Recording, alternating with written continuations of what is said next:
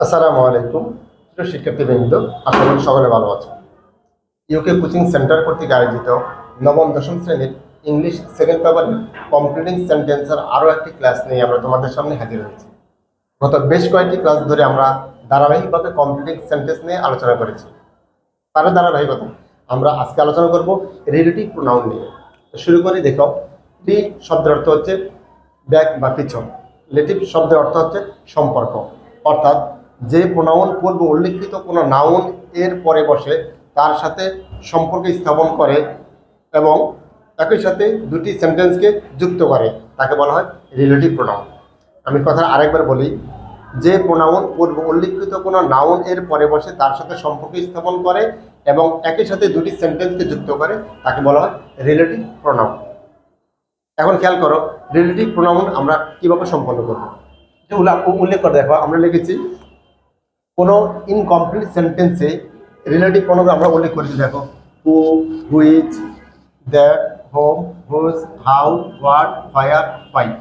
এই সকল বহুল ব্যবহৃত প্রোনাউন থাকলে রিলেটিভ প্রোনাউনে অ্যান্টিসিডেন্ট অনুযায়ী ভার বসাতে হবে। কি অনুযায়ী? অ্যান্টিসিডেন্ট অনুযায়ী ভার বসিয়ে সেন্টেন্সটিকে কমপ্লিট করতে হবে। আমি কথা আরেকবার বলি, কোনো ইনকমপ্লিট সেন্টেন্সের মধ্যে যদি উপরে উল্লিখিত এই রিলেটিভ প্রোনাউনগুলো থাকে তাহলে তাহলে রিলেটিভ প্রোনাউনের অ্যান্টিসিডেন্ট অনুযায়ী ভার বসিয়ে আমাদেরকে ইনকমপ্লিট সেন্টেন্সটিকে কমপ্লিট করতে হবে। আর কথা হচ্ছে অ্যান্টিসিডেন্ট কি? অ্যান্টিসিডেন্ট হচ্ছে, আমি এখানে একটা দেখো, আমি একটা এক্সাম্পল দিয়েছি এখানে বোঝানোর জন্য। What is antecedent? আমি এখানে উল্লেখ করেছি রিলেটিভ প্রোনাউনের পূর্বে নাউন বা প্রোনাউনই হলো অ্যান্টিসিডেন্ট। আবার বলি, রিলেটিভ প্রোনাউনের পূর্বে আগে যে নাউন অথবা প্রোনাউন থাকবে সেটাকে বলা হয় অ্যান্টিসিডেন্ট। একটা এক্সাম্পল খেয়াল করো, আমরা এখানে লিখেছি I meet a girl who was coy. আমি আমি আমি একটা মেয়ের সাথে সাক্ষাৎ করেছি, হু ওয়াজ কয়, সে হচ্ছে লাজুক। কয় শব্দের অর্থ হচ্ছে লাজুক। তাহলে এখন দেখো, আমরা এখানে রিলেটিভ প্রোনাউন ব্যবহার করেছি হু। এখন দেখো, আমরা কি বলেছি? রিলেটিভ প্রোনাউনের পূর্বে নাউন বা প্রোনাউন। তাহলে এই রিলেটিভ প্রোনাউনের পূর্বে আমাদের এখানে আছে এই গার্ড, একটা নাউন আছে। এই যে রিলেটিভ প্রোনাউনের পূর্বে যে নাউন অথবা প্রোনাউন যেটাই থাকবে সেটাকে বলা হবে অ্যান্টিসিডেন্ট। আশা করি সকলে বুঝতে পেরেছ। আমরা সহজ করে যদি বলি, রিলেটিভ প্রোনাউনের পূর্বে যে নাউন বা প্রোনাউন থাকবে সেটিকে বলা হয় অ্যান্টিসিডেন্ট। আশা করি কারো বুঝতে কোনো সমস্যা হওয়ার কথা না। এরপরে চলো আমরা এটা দিয়ে কিছু এক্সারসাইজ করি, তাহলে তোমাদের কনসেপ্টটা আরো বেশি ক্লিয়ার হবে। দেখো, আমরা লিখেছি দিস ইজ দ্য ওমেন। এই হয় সেই মহিলা। হু, যে, দেখো আমরা এখানে, তাহলে এখানে আমরা হু রিলেটিভ প্রোনাউনটা আমরা এখানে ব্যবহার করেছি। এখন এখন বলো তো, এই সেই মহিলা কোন মহিলা? আমরা ওই যে আমরা বলে থাকি যে এই হলো সেই মহিলা যে তার ব্যাগটি হারিয়েছিল। তাহলে এখানের মধ্যে কে হারিয়েছিল ব্যাগটি? কারণ আমরা কি বলছি, দেখো আমাদের এনএসএ অনুযায়ী ভার্ব কি করতে বসাতে হবে। তাহলে এখানে হু আছে আমাদের রিলেটিভ প্রোনাউন, তার আগে আমাদের অ্যান্টিসিডেন্ট আছে। আচ্ছা, আমাদের এখানে আছে ওমেন। ঠিক আছে, তাহলে আমরা লিখতে পারি দিস ইজ দ্য ওমেন। এই হলো সেই মহিলা হু, যে লস্ট হার ব্যাগ,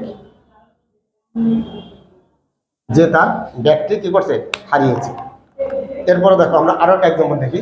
বলেছে I like the baby which. দেখো, আই লাইক, আমি পছন্দ করি, দ্য বেবি,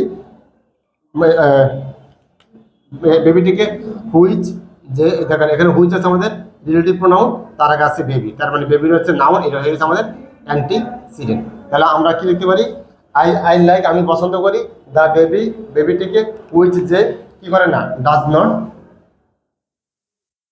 নট ক্রাই, সে কি করে না, যে কান্না করে না।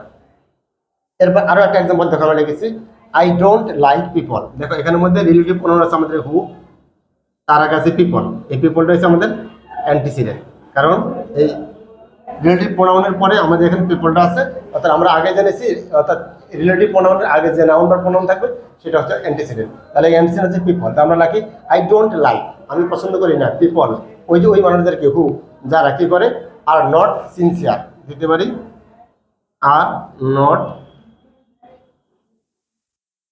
সিনসিয়ার ইন দেয়ার ওয়ার্ক, যারা তাদের কাজের প্রতি কি না, সিনসিয়ার না। আশা করি বুঝতে পেরেছ। এরপরে তোমরা একটু, আমি এই পুরো জিনিসটা যদি সামারি বলি, আমরা একবার যদি বলি, রিলেটিভ প্রোনাউন হচ্ছে ওই সমস্ত প্রোনাউন যে সকল প্রোনাউন নাউন বা প্রোনাউন রিলেটিভ প্রোনাউনের পূর্বে যে নাউন বা প্রোনাউন থাকবে, অ্যান্সিডেন্ট থাকবে, তাকে কেন্দ্র করে একটা ভার্ব বসিয়ে ইনকমপ্লিট সেন্টেন্সটিকে আমাদেরকে কমপ্লিট করতে হবে।